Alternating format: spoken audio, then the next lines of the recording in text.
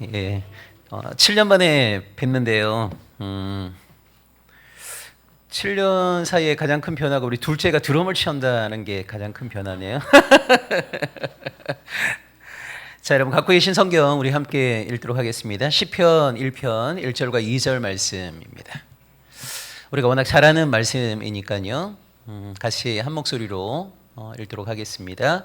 복 있는 사람은 악인들의 길을 따르지 아니하며 죄인들의 길에 서지 아니하며 오만한 자들의 자리에 앉지 아니하고 오직 여호와의 율법을 즐거워하여 그의 율법을 주야로 묵상하는도다. 아멘. 아니, 뒷자리에 주로 앉아 계신 거 보니까 거기가 에어컨이 잘 나오나 봐요. 내일은 D는 에어컨이 못 나오도록 하겠습니다. 여기만 에어컨이 나올 수 있도록. 요즘 폭염 때문에 너무 힘드실 텐데 여러분 또 7시면 저녁 식사하시고 좀 촉박하셨을 텐데 이 자리에 이렇게 또 함께 나와주셔서 너무 감사드립니다. 우리가 보통 종교가 어떻게 되십니까? 이렇게 물어보게 되면 저는 기독교인입니다 라는 이야기를 많이 하는데요. 사실 여러분 기독교라는 종교 안에는 크게 3개의 그룹이 있습니다. 하나가 로마 캐톨릭이 있고요. 우리가 보통 천주교라고 하죠. 그 다음에 정교회라고 들어보셨습니까? 여러분 지금 러시아하고 우크라이나가 오랜 기간 동안 전쟁하고 있는데 러시아나 우크라이나, 튀르키예, 에티오피아 이런 나라들이 다 정교회 국가들입니다. 정교회. 그러니까 여러분 많은 사람들이 잘 모르지만 대륙별로 크리스찬들이 제일 많은 곳이 여러분 아프리카입니다. 그러니까 사람들은 기독교인 그러면 유럽에 많지 않은가? 미국에 많지 않은가? 이렇게 생각하는데요. 아닙니다, 여러분. 대륙별로 봤을 때 기독교인 인구가 제일 많은 곳이 아프리카입니다. 아프리카의 크리스천들이 6억 명이 훨씬 넘습니다. 네, 가장 많아요. 거기에 이제 정교회 교인들이 많습니다. 정교회. 그 다음에 이제 로마 캐톨릭의 개혁운동으로 나온 개신교가 있는 거죠. 그래서 우리가 보통 기독교라고 하는 종교 안에는 천주교, 정교회, 그 다음에 개신교 이 3개의 그룹이 있습니다. 그래서 종교가 어떻게 되십니까? 이렇게 물어보게 되면 저는 기독교인이고요. 그 가운데 개신교인입니다 라고 말하는 것이 정확한 표현이라고 할 수 있는데요. 여러분 예전에 로마 제국이 굉장히 광활했을 때요. 한 명의 황제가 이 거대한 로마 제국을 다 다스릴 수가 없어갖고 로마 제국을 2개로 나누었어요. 서로마와 동로마로 나누었는데 이 서로마에 있던 교회를 우리는 서방교회, 동로마에 있던 교회를 동방교회 이렇게 얘기합니다. 이 보통 여러분 이 서방교회를 우리가 로마 캐톨릭이라고 하는 거고요. 동방교회를 정교회라고 하는 거죠. 정교회. 자, 이 로마 캐톨릭의 타락과 부패에 맞서서 마틴 루터라는 사람이 1517년에 종교개혁의 깃발을 들게 되었고 그 종교개혁 운동 이후에 여러분 잘 아시는 것처럼 장로교, 감리교, 성결교, 침례교, 성공회, 구세군 굉장히 다양한 개신교 교파가 탄생하게 되었습니다. 여러분 참고로 전 세계 개신교인들이 한 6억 명 정도 있는데요. 여러분 개신교 교파 가운데 신앙인들이 제일 많은 곳이 어디일까요? 장로교, 감리교, 침례교 이렇게 다양한 개신교 교파가 있는데 신앙인들의 수가 제일 많은 개신교 교파가 혹시 어디라고 생각하세요? 어디요? 루터교. 예, 맞습니다. 루터교가 전 세계에서 한 1억 명 정도 됩니다. 근데 우리나라에는 루터교 신자가 한 2,500명밖에 없어요. 그래서 한국에서는 교회 어디 다니세요 했을 때 루터교회 다닙니다 그러면 이단인가? 이렇게 생각해요. 근데 여러분 그렇지 않습니다. 전 세계적으로는 루터교가 신앙인들의 수가 제일 많습니다. 또 어딜까요?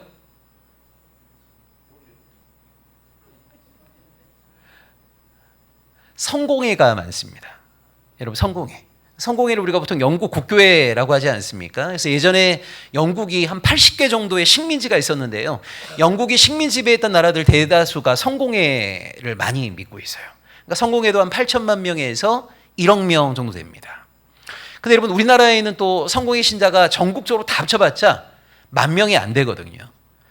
그래서 교회 어디 다니세요 그랬을 때 성공회 다닙니다 그러면 또 이상하게 생각합니다, 사람들이. 그러니까 희한하게도 세계적으로는 신앙인들이 굉장히 많은 곳이 우리 한국에서는요 맥을 못 추고 있어요.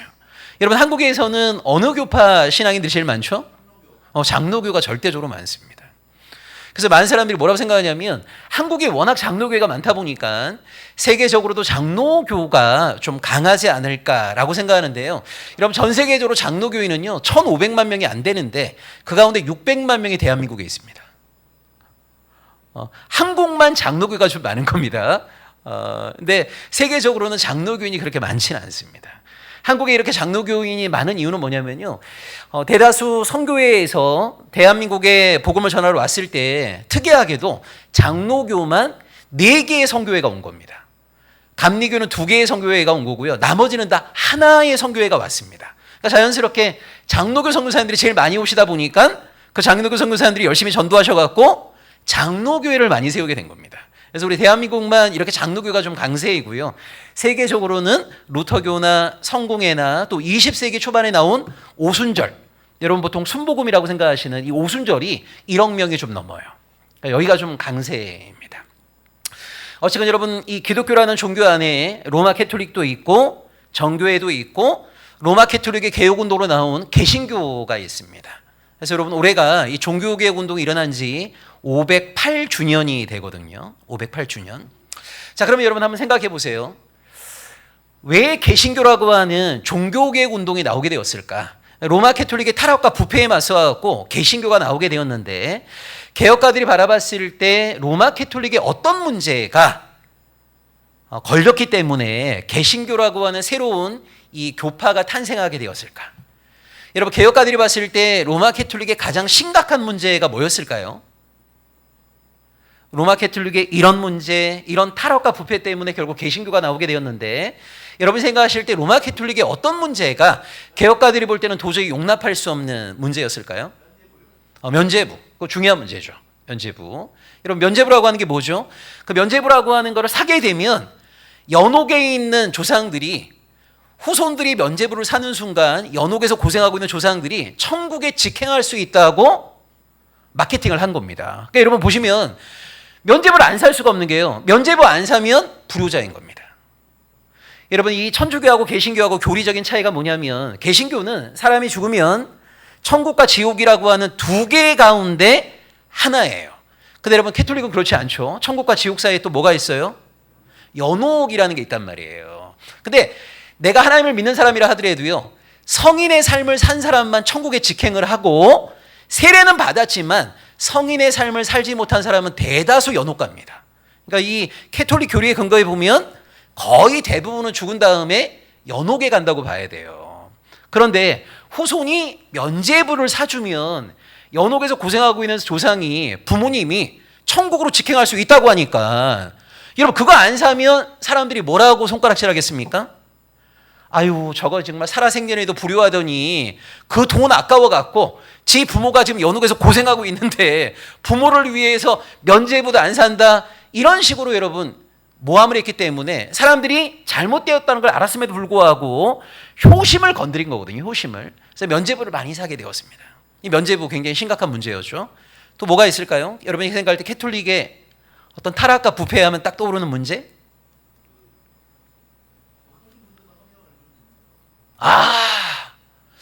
이거 오직 짜고 치는 것 같은 느낌이 약간 듭니다. 지금 굉장히 중요한 거 잘 맞추셨어요. 맞아요, 여러분. 여러분이 사실 이런 얘기 많이 할 수 있습니다. 지금 말씀하신 것처럼 면죄부, 그다음에 교황의 절대 권력, 성물 숭배 여러 이야기를 우리가 할 수 있는데요. 사실 이거는 드러난 현상적인 문제인 거고요. 이 현상적인 문제를 거슬러 가보게 되면 모든 문제의 근원이 뭐냐면 신부들의 성경 독점이라는 게 있었습니다. 여러분 잘 보세요. 여러분 지금은 여러분 각자의 성경이 있으시죠? 우리가 요즘 기독교 서점에 가시면 여러분 10,000원, 20,000원, 30,000원 내면 여러분의 성경을 다 가질 수가 있잖아요. 이렇게. 아마 여러분 신앙생활 오래 하신 분들은 집안 대청소하다 보면 구석구석에서 한 성경책 10권 나오실걸요? 그러니까 요즘은 자기 성경이 있다라고 하는 게 사실 너무 당연한 일처럼 우리가 여러분 생각이 되는데 여러분 옛날 사람들에게 내 성경을 소유한다라고 하는 것은요 상상하기도 어려운 일입니다. 여러분 보세요. 요즘은 목사님들이 설교한다 그러면 보통 설교라는 게 뭐냐면 본문을 딱 정해놓고 그 본문의 의미가 어떠한 건지 설명도 하고 이 말씀 따라 우리가 어떻게 살아가야 될 것인지에 대해서 예화도 하고 실천적인 이야기도 하는 걸 요즘은 설교라고 하는데요.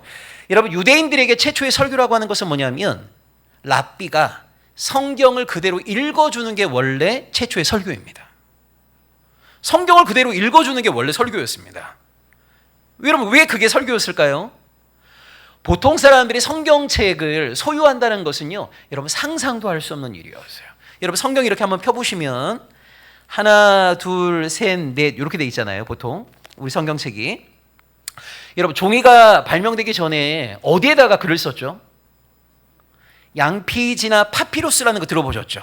여러분 양피지라고 하는 게 뭐예요? 양을 잡은 다음에 가죽을 말린 게 양피지란 말이에요. 근데 여러분 양 한 마리 잡잖아요. 그 양 한 마리 가죽에다가 요 정도 쓰는 겁니다. 요 정도. 그럼 여러분 창세기부터 요한계시록까지 이 정도 분량을 양피지에 쓰려면 양이 몇 마리 필요해요? 엄청나게 많은 양이 필요한 거예요. 그 다음에 잉크도 엄청 비쌌습니다. 그리고 인쇄술이 발명되기 전에는요, 사람들이 손수 다 필사해야 되는 거거든요. 이 정도의 분량을 사람이 손수 필사한다고 할 때 이 노동력 어마어마한 가치죠. 자, 그래서 여러분 학자들이 이렇게 얘기합니다. 창세기부터 요한계시록까지 이 정도의 분량을 양피지에 잉크로 사람이 다 필사한다고 했을 때 여기에 들어간 재료 가격과 인건비를 더하게 되면 성경 한 권의 가격이요 4억에서 20억 정도 합니다. 어떻게 그 정도의 경제력은 다 갖고 계시죠? 뭐 20억 주고 뭐 사지 뭐. 여러분 이거 많은 사람들에게 불가능한 이야기란 말이에요. 그러니까 옛날 사람들에게 성경을 내가 소유한다라고 하는 것은 첫째, 너무 고가였기 때문에 성경을 소유한다는 건 상상도 하기 어려운 일이었어요. 두 번째, 여러분 우리 대한민국은 문맹률이 정말 낮은 나라 아닙니까? 여러분 우리 대다수가 다 한글을 알고 있잖아요. 근데 여러분 옛날 사람들은요, 인구 100명 가운데 5명, 많으면 10명 정도가 글을 압니다. 이게 무슨 말이냐면 내가 돈이 많다고 해서 성경을 내가 샀습니다. 그런데요, 대다수의 사람들은 문자를 모릅니다. 그러니까 히브리어로 쓰여 있는 성경책을 준다 하더라도 대다수의 사람들에게는요, 그림일 뿐이지 이게 무슨 내용인가라고 하는 것을 전혀 알 수 없는 거예요. 그래서 여러분 보시면 우리 신약이 27권이 있는데 그 27권의 신약 가운데 21권이 서신서예요. 여러분 로마서부터 유다서까지가 서신서거든요. 편지입니다. 그래서 신약의 별명이 뭐냐면 편지의 책, 이게 신약의 별명입니다. 27권 가운데 21개가 편지란 말이에요. 편지. 여러분 로마서 아시죠? 고린도 전후서 아시죠? 여러분 로마 교회나 고린도 교회나 갈라디아 교회, 그 당시 초대교회는요 대다수가 30명 정도가 가정에서 모였어요. 그럼 여러분 한번 상상해 보세요. 바울이 로마 교회에 보낸 편지가 로마서 아닙니까? 여러분 로마 교인들은 바울이 보낸 로마서를 어떻게 읽었을까요? 여러분 요즘 같으면 어떻게 읽겠어요? 누가 우리 교회에 편지를 보냈다 그러면은 돌려가면서 읽거나 아니면 어디 카페나 이런 데다가 딱 붙여놓게 되면 그냥 읽으면 되잖아요. 그렇죠. 오늘 저랑 합이 잘 맞는 것 같아요. 끝나고 제가 음료수라도 한 잔 사야 되겠습니다. 아주 좋습니다. 맞아요, 여러분. 보세요, 여러분. 로마 교회, 고린도 교회, 갈라디아 교회 대부분이 성도 30명 정도의 가정교회란 말이에요. 그러면 그 당시에 일반적인 수치로 따지자면 30명 가운데 글을 아는 사람은요 1명에서 많아야 3명 정도입니다. 그러면 바울이 로마 교회에 보낸 편지가 도착을 하게 되면 어떻게 하겠어요? 글을 읽을 줄 아는 1명 또는 3명이 바울이 보낸 편지를 회중들 앞에 나와서 읽어주면 사람들은 듣는 거란 말이에요. 그러니까 여러분 옛날 사람들에게 말씀은 랍비가 읽어주면 듣는 거, 편지도 누가 읽어주면 듣는 거지 내 눈으로 본다라고 하는 것은 상상도 할 수 없는 일이에요. 그래서 여러분 로마서 10장에 보면 믿음은 어디에서 난다고 그래요? 그래서 여러분 믿음은 들으면서 난다고 하는 겁니다. 그게 우리하고는 안 맞는 거죠. 오늘 우리는 성경을 읽을 수 있잖아요. 근데 옛날 사람들에게 대다수의 사람들은요 성경을 읽는다는 건 불가능한 일이었습니다. 첫째, 너무 고가였다. 두 번째, 문자를 모른다. 그러니까 이 일반적인 사람들이 성경을 접할 수 있는 유일한 시간은 안식일날 회당에 갔을 때 랍비가 성경을 읽어주면 듣는 게 성경과 접할 수 있는 유일한 시간이에요. 그래서 여러분 옛날부터 이 유대인들은요 암송 문화가 발달한 겁니다. 왜 유대인들이 암송 문화가 발달했겠어요? 랍비가 성경을 읽어줄 때 그 말씀을 암송하지 못하면 일주일 내내 말씀 없는 자로 살아가게 되는 거란 말이에요. 그러니까 랍비가 성경을 읽어줄 때 모든 신경을 고투세워 갖고 그 랍비가 읽어주는 말씀을 암송하려고 하다 보니까 유대인들이 옛날부터 암송 문화가 발달하게 된 거예요. 자, 여러분 로마 캐톨릭이 지배했던 중세 시대에는요 라틴어로 기록된 벌게이트라는 성경이 유일한 성경이었습니다. 아까 얘기했어요. 성경 한 권의 간격이 보통 4억에서 20억 정도 한다. 일반적인 사람이 성경을 소유한다는 걸 상상할 수 없죠. 그리고 내가 재력이 있다고 해서 라틴어 성경을 구입한다 하더라도 대다수의 사람들은 라틴어를 모른단 말이에요. 그 라틴어 성경을 준다 하더라도 읽을 수가 없는 겁니다. 여러분 이걸 기억하셔야 됩니다. 중세시대 성경은 오직 누구의 손에만 있습니까? 신부들의 손에만 있는 거예요. 자, 그럼 여러분 한번 상상해 보세요. 목사인 저만 성경이 있고 여러분은 성경이 전혀 없다면 어떤 일이 벌어질까요? 한번 상상해 보세요. 저만 성경이 있습니다. 여러분은 성경이 전혀 없습니다. 어떤 일이 벌어질까요? 오늘 진짜 너무 오늘 끝날 때까지 이 합이 잘 맞았으면 좋겠어요. 너무 감사합니다. 하나님이 보내주신 사자 같은 느낌이 드는데 지금까지 너무 좋아요. 퍼펙트합니다 지금. 맞아요. 여러분 한번 상상해 보세요. 여러분이 일요일날 미사 드리러 갔습니다. 근데 신부님이 강론을 하는데 아니 성경에 이런 말씀이 있다라고 신부님이 강론하는데 여러분이 마음속으로 저건 신부님이 거짓말하는 것일지 몰라 이런 생각을 할 수 있겠어요? 할 수 없는 거예요. 여러분 저만 성경이 있고 여러분이 성경 없으면 막 이렇게 얘기합니다. 여러분 에베소서 8장 4절에 신부에게 절대 복종하라 하셨습니다. 이렇게 얘기해요. 아니 에베소서 6장까지밖에 없는데 근데 어떻게 알아요?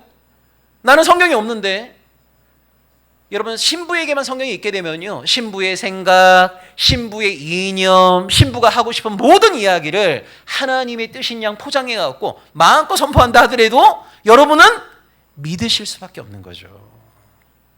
그러니까 한마디로 여러분 로마 캐톨릭의 가장 심각한 문제가 뭐였냐면 신부들의 성경 독점으로 말미암아 신부들이 자기들이 하고 싶은 이야기, 자기들이 성도들을 지배하고 싶은 그런 모든 것들을요 하나님이 뜻인 것처럼 마음껏 선포했단 말이에요. 여기에서 온갖 문제들이 다 발생했다라고 개혁가들이 본 겁니다. 그래서 여러분 보시면 루터 이전에 위클리프나 후스 같은 개혁가들이 굉장히 많았습니다. 그러니까 이 사람들이 가만 보니까 지금 로마 캐톨릭이 너무 타락하고 부패했는데 왜 이렇게 캐톨릭이 타락하고 부패했는가? 모든 문제의 근원을 거슬러 가보니까 신부들의 성경 독점이구나. 그래서 여러분 위클리프나 후스 같은 사람들이 뭐 했냐면요 사람들이 읽을 수 있는 영어나 체코어로 성경을 번역한 거예요. 그리고 그것을 엄청 필사해 갖고요 뿌렸어요. 이런 위클리프나 후스에 대해서 로마 캐톨릭이 어떻게 했을까요? 죽여버렸습니다. 죄목이 뭐였을까요? 이단입니다. 그러니까 한마디로 얘기하자면 로마 캐톨릭은 뭐를 허용하지 않은 거냐면 일반 성도들이 자기들의 눈으로 성경을 읽는 것을 용납하지 않은 거예요.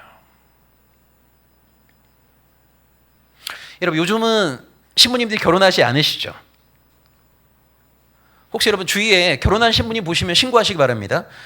요즘 신부님도 결혼하지 않잖아요. 근데 여러분 로마 캐톨릭에서 1대 교황이라고 말하는 분이 누구죠? 베드로죠. 베드로. 여러분 베드로 근데 결혼했습니까? 안 했습니까? 했잖아요. 이상하지 않으세요? 아니 1대 교황인 베드로는 기혼자잖아요. 여러분 우리 복음서에 보시게 되면 예수님이 베드로의 장모의 집에 들어가셔서 열병에 시달리던 장모를 치유해 준 이야기 기억하시죠? 베드로는 장모가 있었단 말이에요. 결혼한 기혼자란 말이에요. 근데 베드로가 여러분 로마 캐톨릭에서 1대 교황입니다. 베드로는 결혼했는데 교황이 됐어요. 근데 여러분 지금 신부님들 결혼하지 않잖아요. 왜 이렇게 됐을까요? 원래 여러분 신부님들은요 결혼을 할 수도 있고 하지 않을 수도 있었어요. 근데 언제부터 결혼을 못하게 된 거냐면 1200년경에 교회 회의에서 결정을 하게 된 겁니다. 이제 신부가 될 사람들은 다 독신, 이게 결정이 된 거예요. 왜 이런 결정이 일어나게 되었냐면, 여러분 결혼한 신부님들이요, 아들이 태어났잖아요. 그러면 그 아들들에게 성당 세습을 많이 했습니다. 뭔가 문제가 반복된다는 느낌 안 들어요?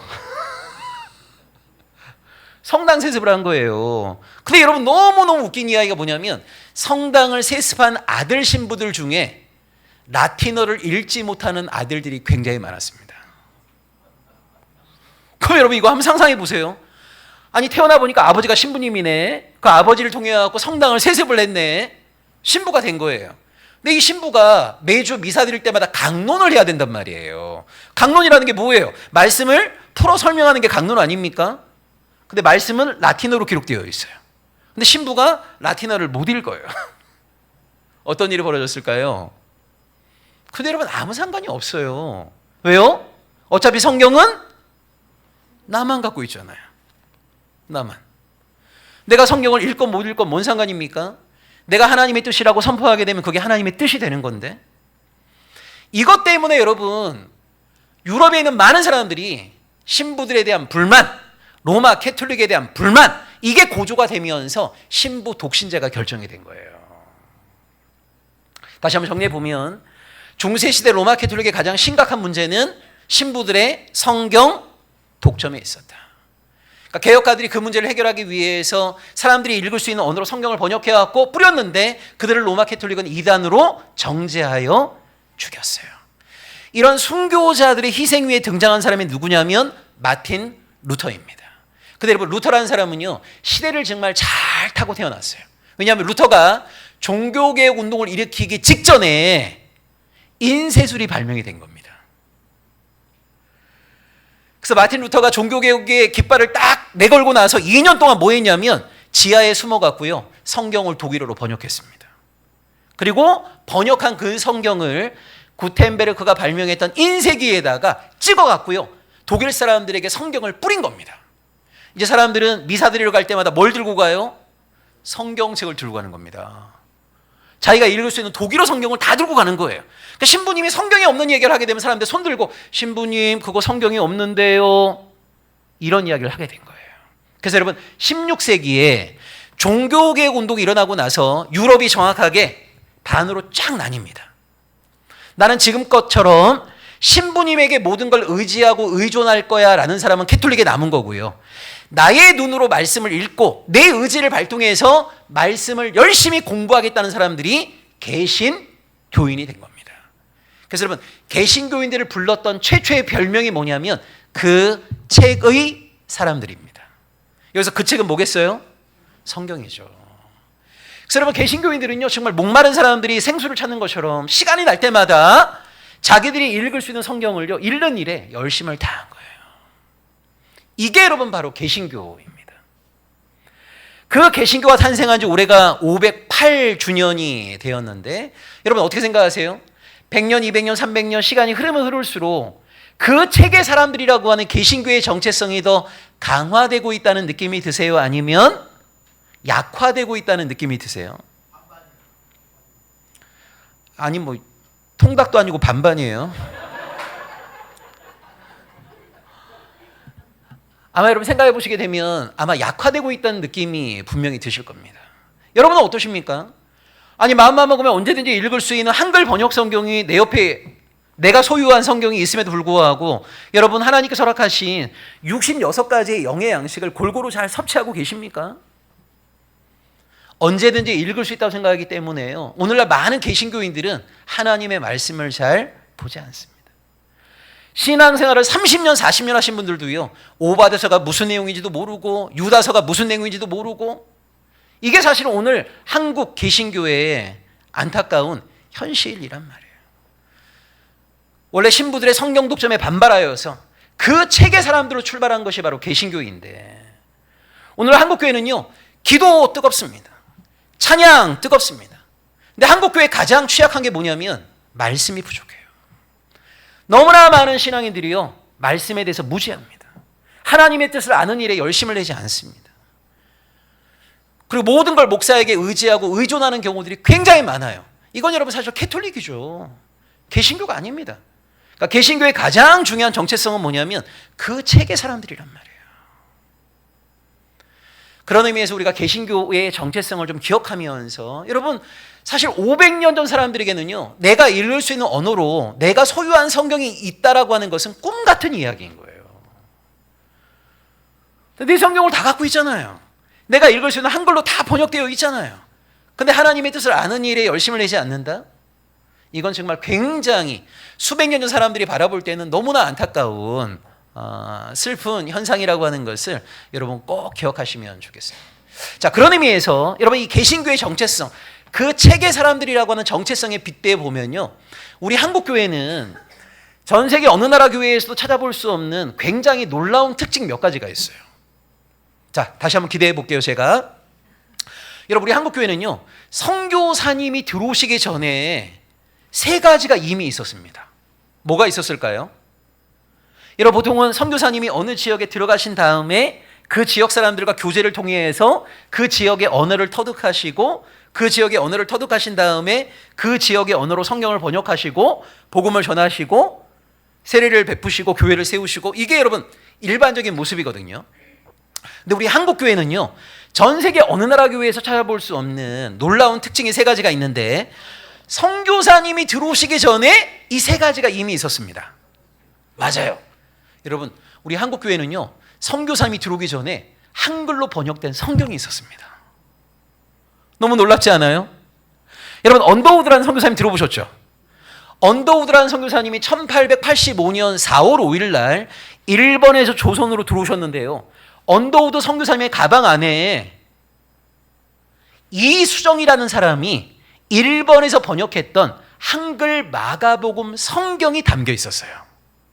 그러니까 어느 선교사님이 어느 지역에 복음 전하러 가는데 그 지역에 있는 사람이 이미 번역한 그 지역의 성경을 가지고 들어온 유일한 나라가 대한민국입니다. 그러니까 여러분, 우리 한국교회는 선교사님이 들어오기 전에 한글로 번역된 성경이 있었습니다. 그다음 뭐가 있었을까요? 성경이 있었다라는 말은 맞아요. 교회도 있었습니다. 선교사님이 들어오기 전에요, 조선 사람들이 세운 교회가 있었습니다. 황해도의 소래교회라고요. 자, 그러면 나머지 하나, 교회가 있었다는 말은 뭐가 있었다는 겁니까? 신자들이 있었다는 거죠. 여러분, 너무 놀랍게도 우리 한국교회는요, 선교사님이 들어오기 전에 세례받은 사람들이요, 최소 수십 명에 최대 100명까지 이미 있었습니다. 아니, 어떻게 이게 가능한 일이죠?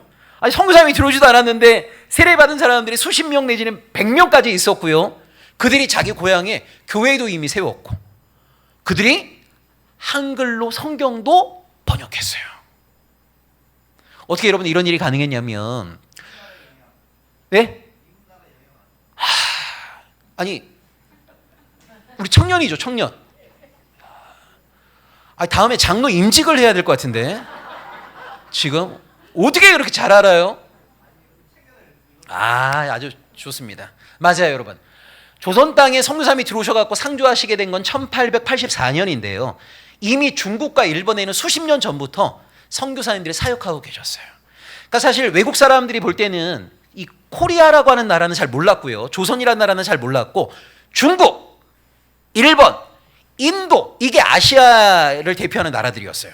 그러니까 중국하고 일본에는 수십 년 전부터 선교사님들이 많이 사역하고 계셨는데, 우리나라 관리가 중국이나 일본에 파견이 되어서 그 나라에 가거나 우리나라 상인이 중국이나 일본에 가서 무역을 하면서 현지에서 사역하던 선교사님들을 만나게 된 거예요. 그 선교사님을 만나갖고 선교사님에게 복음을 듣고 그 선교사님과 함께 한글로 성경을 번역하고, 그리고 자기 고향에 와서 사람들 전도하고 고향의 교회를 세운 거예요. 그래서 이런 이야기가 있습니다. 1886년에 언더우드 선교사님이요, 조선에 온 다음에 그때는 우리나라 국법으로 외국 사람은 4대문 밖을 나가지를 못하게 했어요. 한양의 4대문 안에 딱 이렇게 있는데 어느 날 갑자기 황해도에서 남자 10여 명이 언더우드를 만나러 온 거예요. 언더우드 깜짝 놀랐죠. 아니, 자기가 여기 있다는 걸 어떻게 알았지?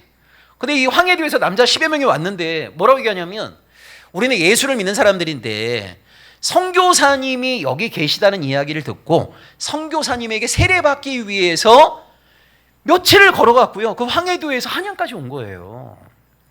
그 얘기를 듣고 언더우드가 너무 놀랐어요. 왜 놀랐냐면 그 당시 언더우드 선교사는 자기가 알기로는 자기가 조선에 들어온 최초의 안수받은 선교사로 알고 있었거든요.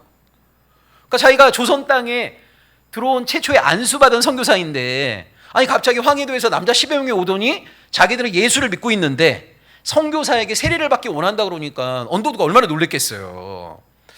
근데 여러분, 세례라고 하는 거 함부로 줄 수 없는 거니까 이 사람들이 기독교 신앙에 대해서 뭐 좀 알고 있는가? 기본적인 걸 물어봤는데요, 척척 대답을 하는 거예요. 그런데도 언더우드가 세례해 주는 걸 머뭇머뭇하니까 이 남자들이 갑자기 윗 저고리를 딱 풀더니 옷을 다 벗었어요. 그 등을 다 이렇게 돌렸는데 이 남자들의 등에 다 나무 십자가가 매달려 있는 거예요. 조그만 나무 십자가가. 그래서 언더우드가 이게 뭐냐 이렇게 물어봤어요. 근데 이 사람들이 뭐라고 얘기하냐면, 자기들이 예수를 믿고 예수의 제자가 되기로 결심한 순간부터 마가복음을 읽기 시작했는데, 이런 마가복음 8장에 보면 우리 주님이 제자들에게 누구든지 나를 따르려거든 자기를 부인하고 자기 십자가를 지고 나를 따를 것이니라, 이 말씀 있잖아요. 이 사람들이 주님이 제자들에게 하신 말씀이니까 자기들이 이제 예수의 제자가 되기로 결심했잖아요. 그러니까 주님이 제자들에게 하신 말씀은 누구에게 한 말이에요? 자기들에게 한 말로 들은 거예요.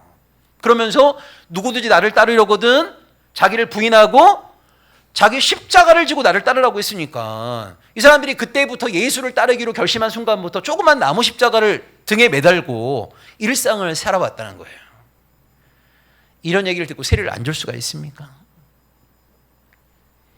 그러니까 참 보면 여러분, 우리 초기 한국의 크리스천들은 보면요, 오늘날 우리보다 알고 있는 말씀의 양은 적을지 모르지만 성경 안에 나타난 하나님의 말씀이 나의 순종을 기대하시면서 나에게 주신 말씀으로 그들은 받아 안았습니다.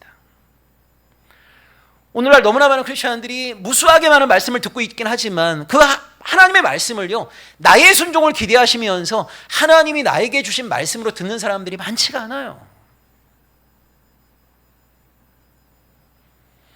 그런 의미에서 여러분, 우리 초기 신앙인들 얼마나 대단한 사람들입니까? 어떤 목사님이 그런 얘기를 하시더라고요. 이분이 이제 노회장 하셔갖고요, 자기가 옛날에 그 노회장에 있던 그 노회 안에 사고교회가 하나 있었나 봐요. 장로님 두 분이 서로 막 이렇게 갈라서 갖고 A 장로님, B 장로님을 필두로 교인들이 탁 반으로 나뉘어갖고 맨날 싸운다는 거예요. 그래서 이 증경 노회장인 이 목사님한테 좀 이 교회 문제 좀 수습하라고 그 교회 가갖고 몇 달을 설교를 했는데 아무리 막 화해를 시키려고 하더라도 잘 안 됐대요. 이 목사님이 어느 날 좀 큰 맘 먹고, 안 되겠다, 내가 오늘은 정말 욕을 먹는 한이 있더라도 정말 있는 그대로 이들의 문제가 무엇인가를 내가 직설적으로 좀 말 좀 해야 되겠다, 이렇게 큰 맘 먹고 주일날 강대상에서 막 이야기를 했대요. 아니나 다를까 예배 딱 끝나고 나니까 요 A그룹을 대표하는 장로님이 있잖아요. 그분이 이제 목양실 문을 딱 두드린 거예요. 그러니까 이 목사님 그렇게 생각했대요. 아, 이제 오늘 잘리는구나, 이렇게 생각했대요. 근데 A그룹을 대표하는 장로님이 딱 들어오더니 이렇게 얘기하셨대요. 목사님, 오늘 설교 정말 최고였어요. 이쪽 B 애들이 듣고 많이 깨우쳤을 거예요. 그렇게 얘기해요. 그러니까 사실은 목사님은 지금 뭐 B그룹을 대상으로 말한 게 아니라 A그룹과 B그룹 모두의 문제에 대해서 적나라하게 얘기하셨다는데, 아니 A그룹을 대표하는 장로님이 오셔서 오늘 정말 설교 최고였다고 얘기하면서 이쪽 애들이 듣고 많이 깨우쳤을 거라고. 그리고 이제 나가셨대요. 좀 있다가 이제 B그룹을 대표하는 장로님이 또 똑똑 두드린 거죠. 아, 이제 끝났구나, 이렇게 생각했대요. 근데 또 이 장로님 들어오셔서 목사님 오늘 설교가 정말 베스트 중에 베스트였다고. 이쪽 애들이 각성을 많이 했을 거라고. 여러분, 이렇게 말씀을 대하게 되면 사실은 10년, 20년, 30년을 교회 다녀봤자 아무런 의미가 없습니다. 옛날에 교회 혼자 다니는 여자 집사님들이 그런 이야기 참 많이 하시는 걸 제가 들었었어요. 좋은 설교 딱 들을 때마다 항상 교회 나가면서 그러는 거예요. 아유, 우리 남편이 들었어야 되는데. 이런 마음으로 사실은 하나님의 말씀을 10년, 20년, 30년을 들어봤자 사실 아무런 의미가 없습니다. 여러분, 신앙의 길을 걸어간다라고 하는 것은 뭐냐면요, 창세기부터 요한계시록까지 나와 있는 이 하나님의 말씀이 여러분, 하나님과 예수 그리스도께서 누구의 순종을 기대하시면서 이 말씀을 주신 겁니까? 나의 순종을 기대하시면서 나에게 주신 나와 상관이 있는 말씀으로 받아 안는 것이 신앙의 기본입니다. 교회를 수십 년을 다녀도요, 정말 변화되지 않는 사람들이 있어요. 모난 성격, 누군가를 상처 주는 말. 그 이유가 뭐예요? 종교 의식에는 열심을 다할지 모르지만 우리가 하나님의 말씀을 정말 나의 순종을 기대하시는 말씀을 받아 안게 되면 신앙생활 5년, 10년, 20년 쌓이면 쌓일수록 더 하나님이 원하시는 정직함과 진실함과 거룩함과 나보다 남을 낮게 여김과 나보다 연약한 자들을 돌봄과 이런 것들이 더 많아져야 되지 않겠어요? 그런 모습이 너무 부재한 것이 안타깝지만 오늘 우리 한국교회의 현실이란 말이에요. 여러분, 그런 의미에서 정말 우리 한국교회는요, 정말 대단한 게 뭐였냐면 선교사님이 들어오기 전에 이미 한글로 번역한 성경도 있었고 세례받은 사람들도 있었고 교회도 있었고, 더욱 놀라운 것은 여러분, 초기 한국교회 신앙인들이 세례받겠다고 오면 반드시 뭐를 물어봤냐면 한글을 알고 있는가를 물어봤습니다. 그러니까 세례받고 싶어 하는데 한글을 모르면요, 한글을 깨우칠 때까지 세례 주는 것을 유보했습니다. 아니 여러분, 내가 세례받겠다는 것하고 한글을 모르는 것하고 뭔 상관이에요? 그래서 여러분, 우리 한국교회 초기에 교회마다 한글 교실을 많이 연 거예요. 왜 여러분 한글을 깨우치고 나서 세례를 줬을까요? 한글을 모르면 목사님이 하는 말이 곧 하나님의 말씀이 돼버리는 거예요. 그러면 여러분 중세 캐톨릭으로 회개하는 거 아닙니까? 한글을 알아야만이 나의 눈으로 말씀을 읽을 거 아니에요. 그 세례 주기 전에 한글을 꼭 깨우치게 만들었어요. 그렇게 말씀을 사랑했던 교회가 바로 우리 한국교회입니다. 자, 그러다가 갑자기 여러분 굉장히 안타까운 사건이 하나 생겼는데요. 이 선교사님의 이름을 여러분 한번 기억하시면 좋겠는데 맥켄지라는 선교사님이 계십니다. 캐나다에서 오신 분입니다. 여러분, 우리나라에 오셨던 선교사님이 대부분 다 20대 중반 나이로 오셨거든요. 언더우드, 아펜젤러, 맥켄지, 게일 다 20대 중반. 대학 졸업하고 거의 조선으로 오셨어요.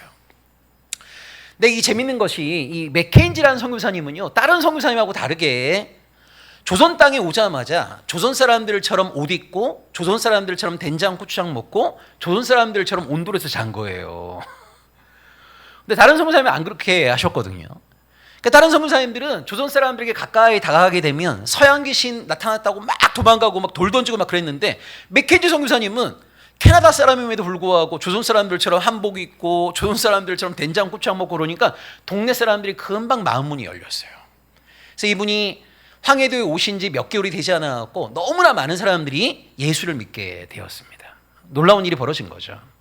자, 근데 여러분 20몇 년간을 캐나다에 사시던 분이 정말 모든 게 낯선 조선 땅에 오시자마자 조선 사람들처럼 먹고 자고 입고 하다 보니까 병에 걸리신 거예요.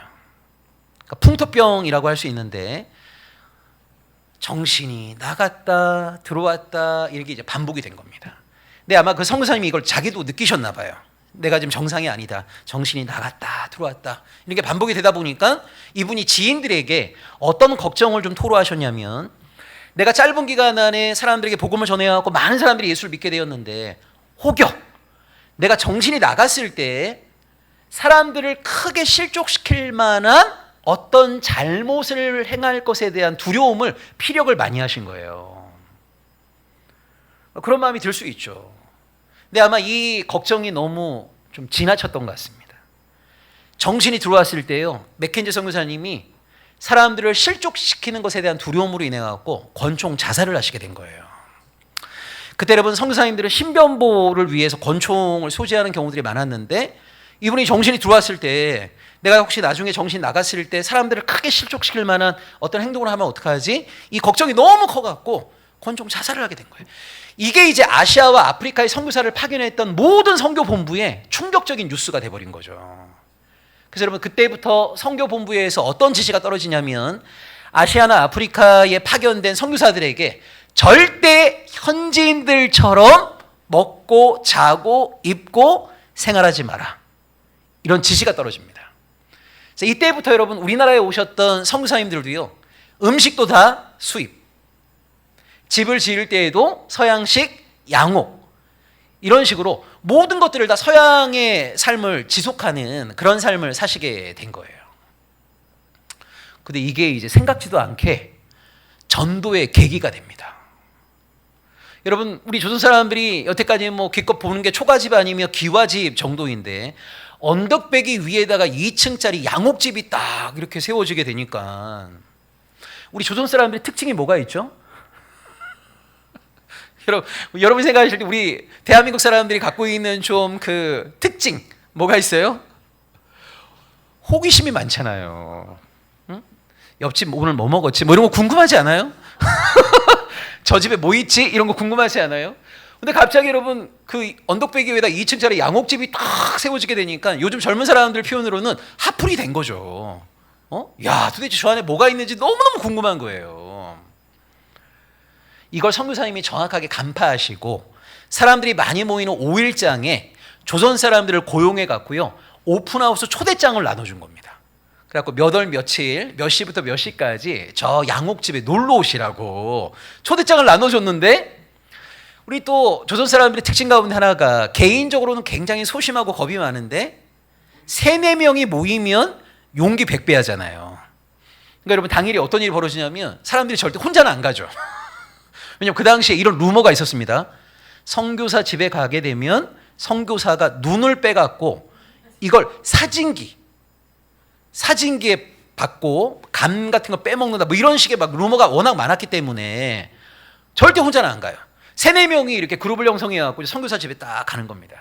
그럼 선교사님이 아유 어서 오시라고 하면서 소파에 앉혀요. 여러분 언제 소파에 앉아봤겠어요? 그럼 조금 시간 지나면 이제 선교사 부인이 쿠키를 구워갖고 드시라고. 여러분 이 쿠키를 먹는 순간 이런 걸 조선에서 언제 먹어봤어요? 서로 눈을 쳐다보면서 이야 이게 뭐야? 여러분 이게 바로 만나의 뜻이거든요. 만나 아시죠? 만나. 출애굽한 다음에 하늘에서 내려진 하늘의 양식 만나 있잖아요. 만나의 뜻이 뭐예요? 이게 뭐야? 이거거든요.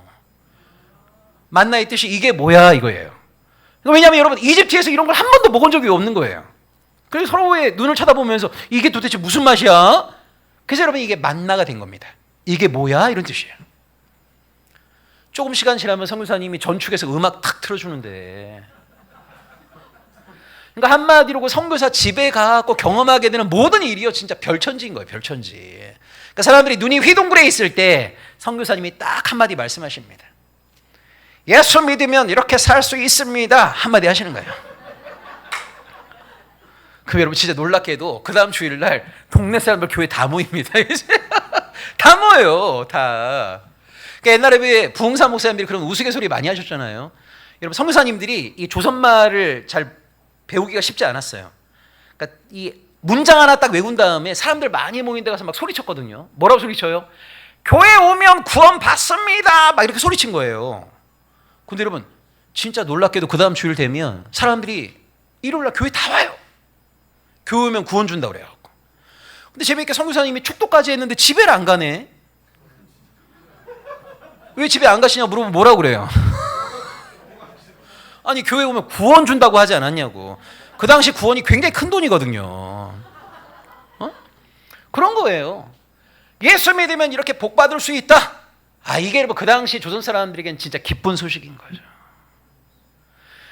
여러분 동서고금을 막론하고 복 받는 거 싫어하는 사람 아무도 없죠. 아무도 없어요. 여러분도 그러지 않습니까? 하나님이 어떤 분이신지를 다 알고 나서 예수 믿는 사람이 누가 있어요? 창세기부터 요한계시록까지의 내용이 무엇인지를 다 알고 나서 나 예수 믿어야 되겠다, 이런 사람 아마 아무도 없을 거예요. 가족 가운데 누가 큰 병에 걸려갖고 살려만 주신다면 이런 마음으로 신앙을 접하게 된 사람도 있을 것이고, 친구 따라갔다가 교회에서 신앙생활의 첫걸음을 내디디신 분들도 있을 것이고, 그러니까 우리가 사실은 신앙의 첫걸음을 내디딜 때는요, 하나님이 누구인지 성경에 무슨 말씀이 있는지 잘 모르는 가운데 자기의 어떤 필요, 자기의 어떤 원함 때문에 신앙에 출발을 하는 경우들이 사실 굉장히 많습니다. 근데 여러분 예나 지금이나 동서고금을 막론하고 사람들의 공통된 마음이 뭐냐면 복 받고 싶은 거예요. 복 받고 싶은 거예요. 근데 참 재밌는 게 여러분이 성경을 이렇게 쭉 보시게 되면 우리 성경에서요, 복과 관련된 세 가지 내용이 있습니다. 하나가 창세기에 나와 있는 족장들의 복입니다. 아브라함, 이삭, 야곱이 받았던 족장들의 복. 여러분, 족장들의 복이라고 하는 게 대부분 다 보면 물질적인 복인 거죠. 가축의 번성, 자녀의 다산, 뭐 이런 거거든요. 그러니까 눈에 보이는 요게 이제 족장들의 복입니다. 또 하나가 오늘 우리가 읽었던 시편의 복입니다. 시편의 복. 그리고 제일 마지막에 나오는 복이 뭐냐면 마태복음 5장에 나오는 팔복입니다. 근데 여러분 참 재미있게도요, 어떤 주제와 관련해서 구약에도 이런 말씀이 있고 신약에도 이런 말씀이 있으면 여러분은 보통 구약에 있는 말씀과 신약에 있는 말씀 가운데 뭐를 더 중요하게 생각하시죠? 신약이죠. 여러분 대부분의 신앙인들이 아마 다 그럴 거예요. 구약에도 이런 말씀이 있습니다. 신약에 이런 말씀이 있습니다. 그러면 구약에 있는 말씀은 옛날에 주신 말씀, 옛 약속, 신약에 주신 말씀은 최근에 주신 말씀, 새로운 말씀, 이렇게 생각하면서 구약에 있는 것보다 신약에 있는 걸 훨씬 더 중요하게 본단 말이에요. 여러분 지금 우리 대부분 다 돼지고기 먹잖아요. 우리가 구약을 중시한다면 돼지고기 먹을 수 있어요, 없어요? 없죠. 순대도 먹을 수 없죠. 근데 우리 다 아는 이유가 뭐냐면 구약에 있는 말씀이 예수 그리스도를 통해서 종료되었다고 보는 거거든요. 이게 참 재밌게도 대부분의 주제와 관련돼서는 구약에도 있고 신약에도 있으면 대부분의 신앙인들은 신약에 있는 말씀을 훨씬 더 중요하게 생각합니다. 그런데 유일하게 하나, 구약에도 있고 신약에도 어떤 말씀이 있다고 할 때 구약에 있는 것을 훨씬 더 중요하게 생각하는 말씀이 하나 있는데 그게 복과 관련된 거예요. 복. 여러분 신앙인들에게 한번 다 물어보세요. 아까 얘기했던 것처럼 창세기에 나와 있는 족장의 복, 시편 1편이 말하는 복 있는 자의 모습, 마태복음 5장에 나와 있는 팔복 가운데 구약에 나와 있는 족장의 복보다 나는 팔복을 갖기 원한다는 분 여러분 만나보신 적 있으세요? 아마 거의 없을걸요. 우리 한국교회 신앙인들이 얼마나 양보심이 많으냐면 팔복은 다 양보하지 않습니까? 애통하는 자가 받는 복 가지세요.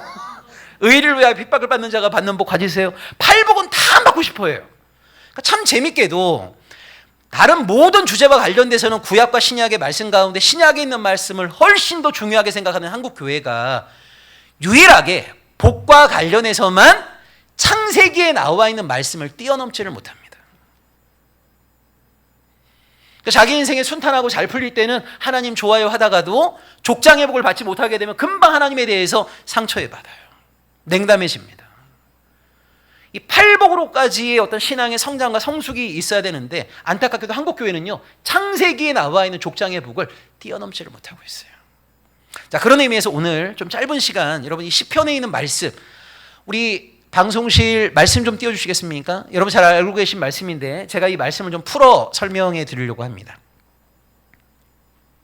네, 여러분 보세요.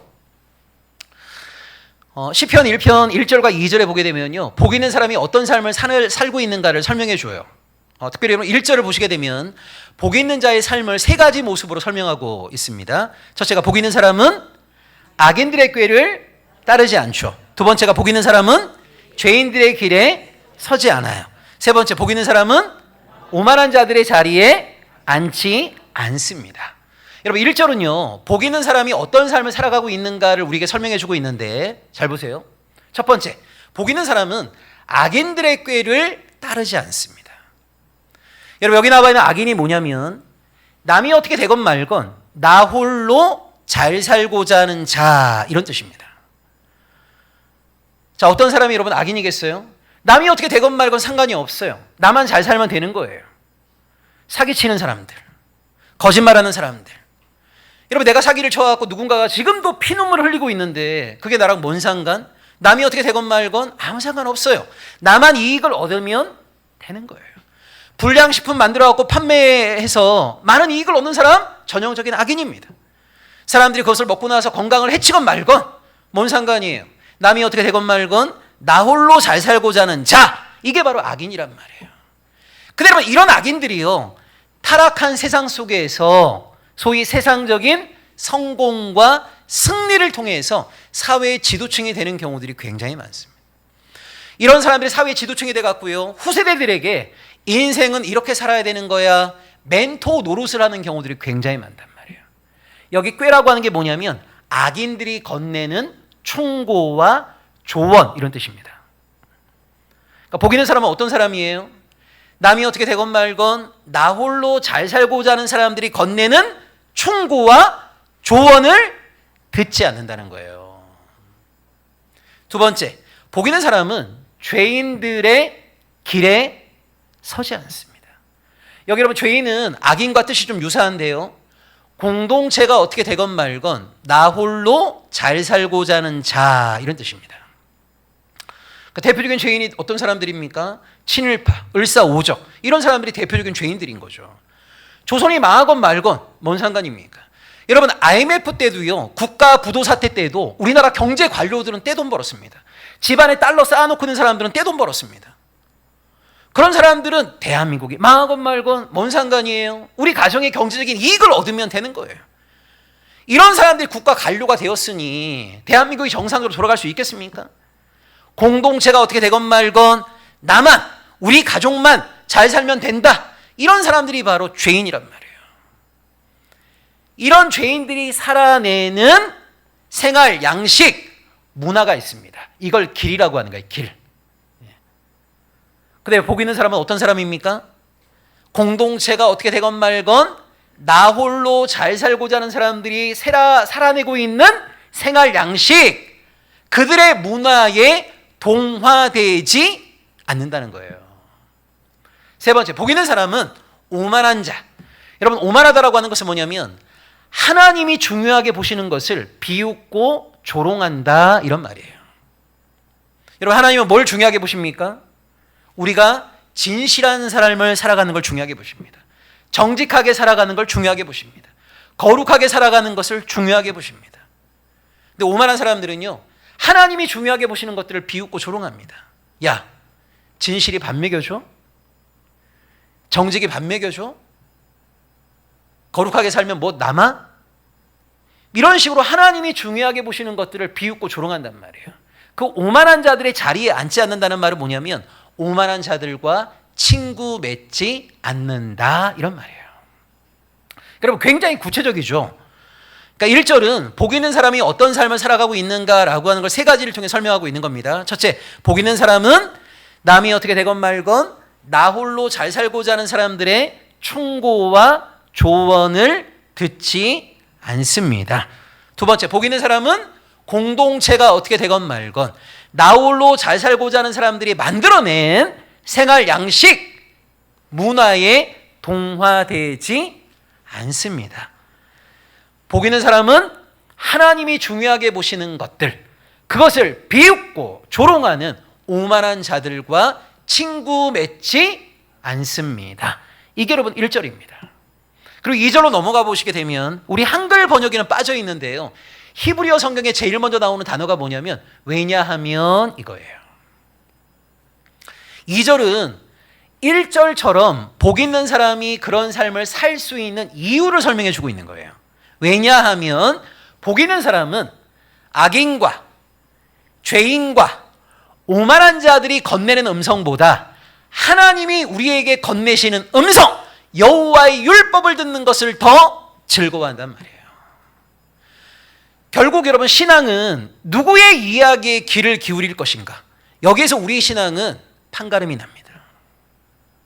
여러분 다 우리가 경험하고 있는 것이지만 오늘날 대한민국 사회는요, 우리로 하여금 하나님의 백성답게 신실하게 잘 살아갈 수 있도록 응원하거나 지지해 주는 곳이 전혀 아닙니다. 여러분 오늘 대한민국에서 왕노릇하고 있는 것이 뭡니까? 만몬이죠. 물질이죠. 욕망이죠. 권력이죠. 내가 아무리 신실하게 신앙의 길을 걸어가다가도요, 한순간 우리의 욕망을 부추기는 유혹 앞에서 누구든 예외 없이 넘어질 수 있어요. 여러분 세상 곳곳에 우리로 하여금 하나님으로부터 멀어지게 만드는 그 지뢰밭이 곳곳에 다 있는 겁니다.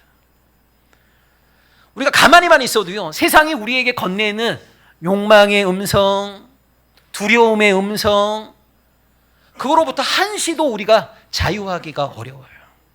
근데 여러분 세상이 우리에게 건네는 그런 이야기에 귀를 기울이게 되는 순간 우리는 세속의 가치와 세속의 문화에 휘둘릴 수밖에 없는 거거든요. 여러분 신앙은 뭡니까? 세상이 우리에게 건네는 음성보다 하나님께서 우리에게 건네시는 음성, 하나님의 음성을 듣는 것을 더 즐거워하는 거. 복 있는 사람은 하나님이 건네시는 음성을 더 들으려고 한단 말이에요. 그리고 그 음성을 주야로 묵상하기 때문입니다. 이게 2절입니다. 자, 여러분 중요한 것이 여기 주야라는 말과 묵상이라는 말이 나오는데요. 여기 주야라고 하는 것은 말 그대로 낮과 밤이죠. 낮과 밤인데 여러분 이걸 잘 들으셔야 됩니다. 여기 주라고 하는 것을 여러분 신학에서는 뭐라고 하냐면 하나님 임재의 순간 이렇게 얘기합니다. 다시 한번 여기 여러분 주야라고 하는 거 뭐 낮과 밤 이런 건데요. 여기 주라고 하는 것이 신학에서는 뭐라고 하냐면 하나님 임재의 순간. 야는 뭐라고 하겠어요? 하나님 부재의 순간 이렇게 얘기합니다. 자, 여기 주라고 하는 건 쉽게 얘기하자면 여러분이 원하는 모든 것들이 술술 잘 풀릴 때가 바로 여러분의 인생의 주입니다. 옛날 어떤 대중가수가 불렀던 노래 가운데 쨍하고 해뜰날 이런 거 있죠. 그게 여러분 우리 인생의 주인 거예요. 내가 원하는 모든 것들이 술술 잘 풀립니다. 이걸 왜 여러분 신학에서 하나님 임재의 순간이라고 하냐면 하나님이 나와 함께 계심을 느끼고 있고 고백할 수밖에 없다는 거예요. 아, 하나님이 나를 사랑해 주시는구나. 나를 돌봐 주시는구나. 내가 필요로 하는 것들을 채워 주시는구나. 이걸 느낄 수밖에 없고 고백할 수밖에 없는 거예요. 이걸 우리가 하나님 임재의 순간이라고 얘기합니다. 여러분 어떤 때이겠습니까? 가족들 모두 건강해요. 가정경제 걱정이 없어요. 그리고 자녀도 너무 부모에게 순종 잘하고 있고 자녀와 부모의 관계 아무 문제가 없어요. 이웃들과의 관계, 친구와의 관계 어떤 것 하나 아쉬움이 없어요.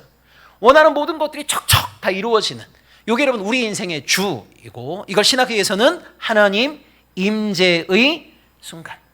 하나님이 우리를 도와주시는, 하나님이 우리를 채워주시는, 하나님이 나를 사랑하시는 그걸 고백할 수밖에 없는 순간이 바로 우리 인생의 주입니다. 자, 그런데 여러분 이걸 기억하셔야 됩니다. 아무리 신앙이 좋은 사람이라 하더라도요, 여러분이 원하지 않지만 최소 인생의 50%는 우리는 인생의 어두움과 직면할 수밖에 없습니다. 이건 여러분 예수를 잘 믿고 안 믿고의 문제가 전혀 아니에요. 그건 우리가 흙으로 지음받은 인간 실존의 취약함 때문에 일어나는 일입니다. 여러분 하나님은 우리 인간을요 강철로 창조하지 않았습니다. 여러분 여기 인간이 흙으로 지음받았다라고 할 때 이 흙이라는 말은 뭐냐면 깨지기 쉽다, 부서지기 쉽다, 넘어지기 쉽다 이런 말이에요. 여러분 하나님께서 우리 인간을 흙으로 지으셨기 때문에 인간이 얼마나 넘어지기 쉬운 존재인가라고 하는 것을 하나님은 잘 알고 계십니다. 그래서 우리가 넘어졌다고 해서 하나님이 우리를 즉각적으로 심판하지 않으시죠. 여러분 우리가 넘어지게 되면 하나님은 어떻게 하십니까? 일어나기를 기대하세요. 무수하게 많은 기회를 주시면서 우리가 그 자리에서 벌떡 일어나기를 원하신단 말이에요. 여러분 우리가 죄를 범해서 하나님이 심판하십니까? 아닙니다. 우리 하나님은 오래 참으시는 하나님입니다. 인자와 긍휼과 자비가 충만하신 하나님입니다. 우리가 죄를 범하게 되면요 그 죄의 수렁에서 하루빨리 벗어나기를 기대하신단 말이에요. 언제 하나님의 심판이 임하는 거죠? 회개를 거부할 때, 그때 하나님의 심판이 임하는 겁니다. 누구든 예외 없이 사람은요 태어난 순간부터 죽음을 향해 달려가게 되어 있어요. 넘어질 수밖에 없습니다. 사랑하는 가족 가운데 누군가가 갑자기 큰 병에 걸려요. 가정경제가 막 휘청휘청 거립니다. 일용할 양식을 걱정해야 될 상황이 됩니다. 너무나 순응적이었던 자녀가 어느 날부터 부모에게 등을 돌리고 부모에게 저항하기 시작하고, 너무나 친했던 친구들이 지들끼리 모여갖고 나에 대해서 막 뒷담화를 까는 그런 일이 벌어지기도 하고, 내가 원하는 모든 일이 다 막혀버리는, 이걸 우리는 인생의 어두움 이렇게 얘기해요. 이걸 신학에서 뭐라고 하냐면 하나님 부재의 순간 이렇게 얘기합니다. 하나님 부재의 순간이란 말은 뭐예요? 하나님이 나를 떠나신 것 같은, 하나님이 나를 버리신 것 같은, 고아처럼 내던져진 것 같은, 이제 더 이상 하나님은 나에게 어떤 관심도 기울이지 않으시는 것 같은, 이것이 여러분 하나님 부재의 순간이거든요. 근데 누구든 예외 없이 원하지 않지만 인생의 최소 50%는요, 이런 인생의 어두움과 우리는 직면하게 되어 있습니다. 가장 힘겹고 어려운 순간이 여러분 언제겠어요? 힘겹게 터널 하나 뚫고 나왔는데 더 긴 터널이 나를 딱 기다리고 있을 때, 정말 이때 두 다리의 힘이 쫙 빠지겠죠. 근데 여러분, 복 있는 사람은 어떤 사람이냐면 주야로 이렇게 된단 말이에요. 이게 여러분 정말 무서운 겁니다. 사실 어떻게 보면 여러분, 신앙의 저력이라고 하는 것은 이 어둠의 순간에 드러나야 되는 거거든요. 이제 끝났다. 사탄이 생각할 때도 이제 얘는 하나님께 냉담해지겠구나, 하나님께 등을 돌리겠구나, 신앙의 길을 포기하겠구나 라고 생각되는 그 순간에 진짜 신앙의 힘이 드러나야 되는 거죠. 복 있는 사람은요, 주야로, 무슨 말이에요? 상황에 지배받지 않고, 하나님 임재의 순간이나 하나님 부재의 순간이나 상황에 지배받지 않고 뭘 해요? 하나님의 말씀을 묵상한다고요. 묵상. 여러분, 여기 묵상한다는 말은 눈을 감고 생각한다 이런 말이 아닙니다. 히브리어로 끙끙거리고 신음한다 이런 뜻이에요. 여러분, 우리가 그거 다 경험하지 않습니까? 지금 이 순간 하나님의 뜻이 무엇인지 너무너무 궁금한데, 여러분, 하나님의 뜻이 너무너무 궁금할 때마다 하나님의 뜻이 우리에게 선명하고 명료하게 그때그때마다 전달되지 않아요. 나는 도대체 이 순간에, 내가 왜 이 순간에 이 사건을 경험하게 되었는지, 나를 향한 하나님의 계획이 어디에 있는지 그걸 너무너무 간절히 알고 싶은데 그때그때마다 하나님의 뜻이 우리에게 선명하게 나타나지 않습니다.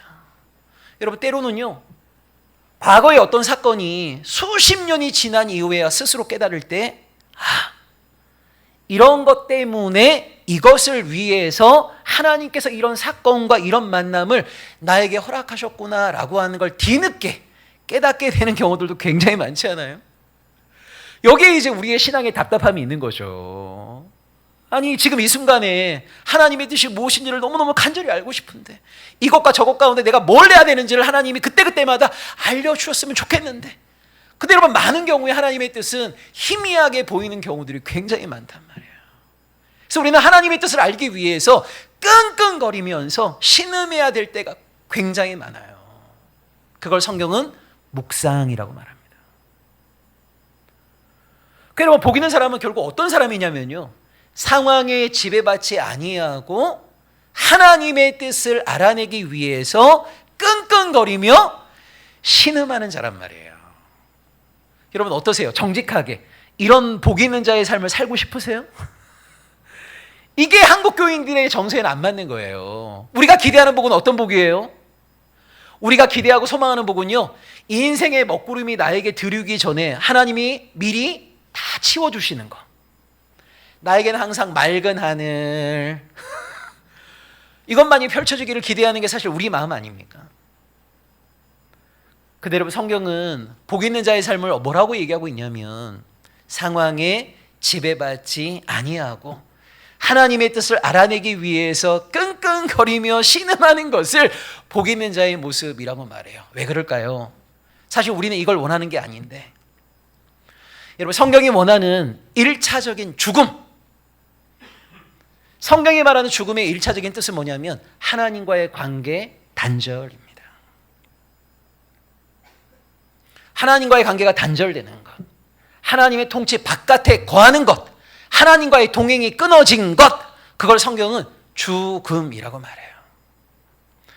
참으로 놀랍게도요, 사람들은 돈이 많기 때문에 하나님과의 관계가 단절되는 사람도 있습니다.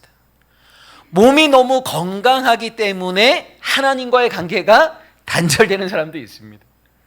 내가 원하는 바대로 인생이 술술 잘 풀리기 때문에 하나님과의 관계가 단절되는 사람도 있어요.